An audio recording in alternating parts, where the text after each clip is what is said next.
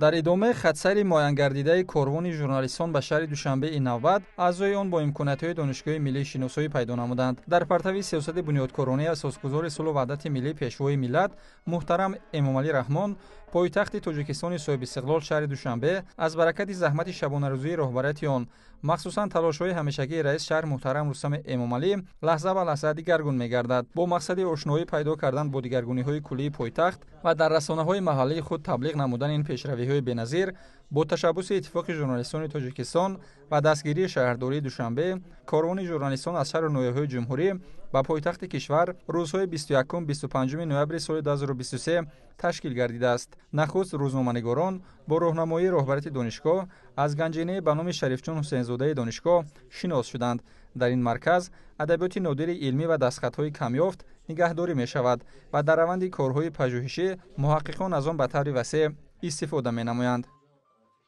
از پایه‌گذار و استادان ورزیده ساحه ژورنالیستیک در کشور پروفسور روانشاد اسدالله صدراللویف به حساب می‌رود. در فاکولته ژورنالیستیک دانشگاه مرکز علمی و تحقیقاتی پوبلیسیستیکی به نام اسدالله صدراللویف تشکیل شده است که در روند بازدید خود از دانشگاه شرکت‌داران کاروان ژورنالیستان به این مرکز آمده با فعالیت آن شناس شدند. گفته می شود که در این مرکز علمی و تحقیقاتی عالمان و محققان جوان با آموزش سمت‌های گوناگون پوبلیسیستیک و ژورنالیستیک معاصر مشغول می باشند. اکثر شرکت‌داران کاروان از زمره شاگردان این مکتب بوده از دوره دانشجویی خود در فاکولته به خوبی یادآوری کردند.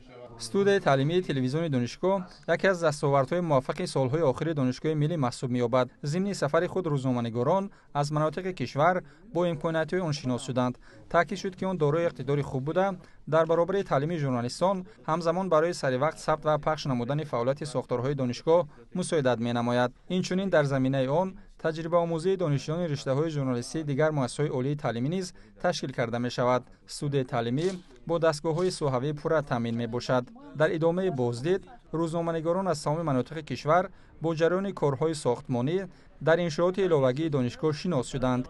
در ادامه مهمانان از آثارخانه پیشوای ملت که در بینای تعلیمی فاکولته اقتصادی دانشگاه جایگیر است و به آوان دانشجویی و سهم سرور دولت در رشد منبعه دانشگاه ملی تاجیکستان بخشیده شده است دیدن نمودند. مهمانان با اکسپونات‌های آثارخانه مذکور که در آن آوان تحصیل پیشوای ملت محترم امامعلی رحمان در دانشگاه را فرا گرفته نادرترین سند از قبیل عریضه داخلشوی، ورقه امتحانی، موضوع انشاء داخلشوی به مؤسسه عالی تعلیمی، دفترچه دانشجویی، دفترچه امتحانی، کارهای کورسی، دیپلمی و فرمان ختم، اینچنین فن‌های تعلیمی بخش اقتصادی، دستاوردهای عالمان دانشگاه و غیره که در تالارهای منقش و زیبا نگهداری شدند شناس گردیدند.